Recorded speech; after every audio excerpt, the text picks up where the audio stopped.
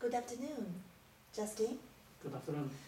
My name is Sherry. I'm the instructional therapist in this training center, and today we're going to talk about how to generalize Billy's gross motor imitation skill that he has mastered in training center, how to generalize the skill at home.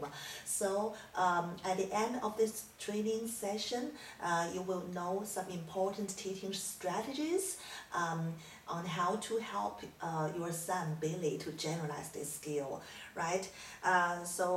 First of all, we're going to talk about the agenda of today's training session. First of all, we'll review the training program to show you some important teaching instructions that you can use at home. And then we'll review the performance checklist where you can find the details of your performance that you can monitor your own training performance at home. And thirdly, we'll do some role play to check if you have mastered all the important teaching strategies. Okay, and the purpose of today's training is that at the end of the training, you should know some important factors of gross motor imitation skill generalization, such as the ABC contingencies and how to deliver the reinforcement after the behavior of your son, and how to use physical prompt. First of all, let's review the program. You can see that this is the training program showing you what we did in the training center to train Billy how to master the gross motor imitation skill. In every step, we have three parts. The first part we called A. A refers to antecedent. It means the instructions you give your son and also the modeling.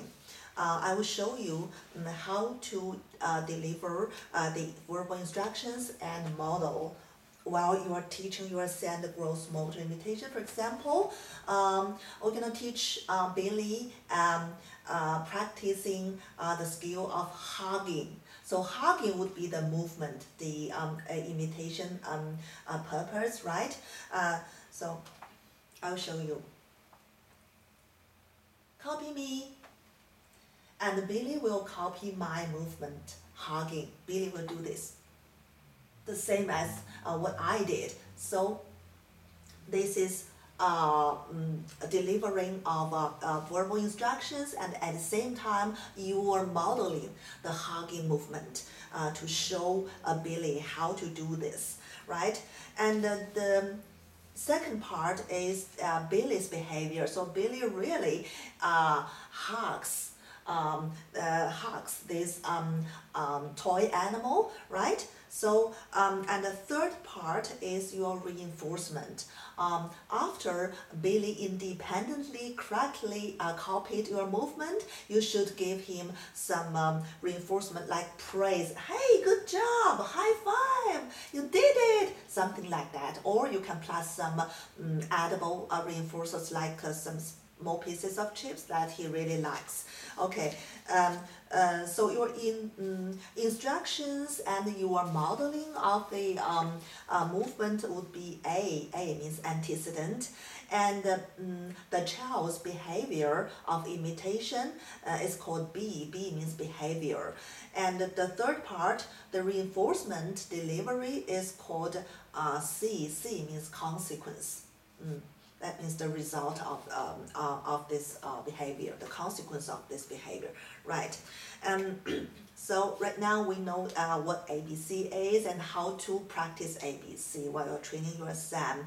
And then, when your son cannot practice this imitation skill correctly or independently, totally by himself, you should use some physical prompt to help him. For example, I'll show you. For example, I'm the parent. Copy me. But at this time, would you please act as your son, Billy? You cannot do it independently. Okay, at this time, you can hold your son's hands and help him do this hugging movement, right? So this is called physical prompt. Well, after some practices, your San are better than before doing this hugging imitation. Maybe this physical prompt will decrease to 0. So the prompt purpose is that to teach your San how to do this skill independently, right? So this is physical prompt. Do you have any questions up to now? No. Okay, and then I will ask you a question to make sure that you have understand the important the key elements of training strategies. If your son cannot practice this imitation skill independently, what you should do? We use physical prompting, like hold his hands and help him hugging the toy animals. Yes, good. So you already know this how to use the physical prompt. Good. And then I'll show you. This is our performance checklist.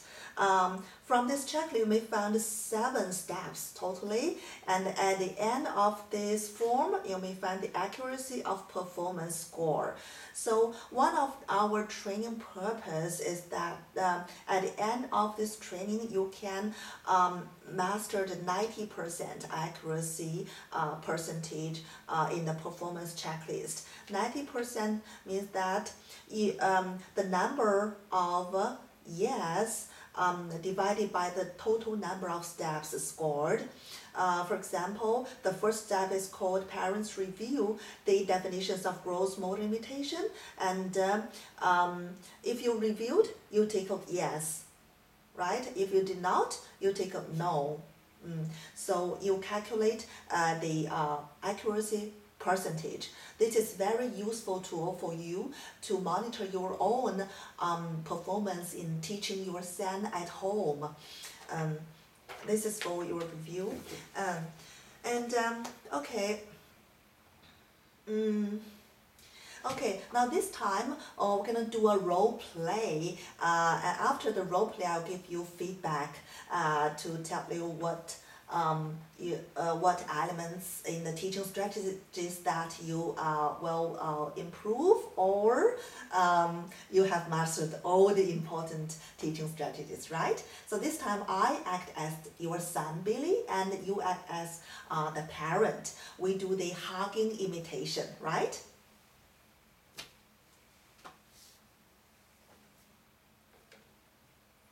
Copy me. Good job. Okay, good.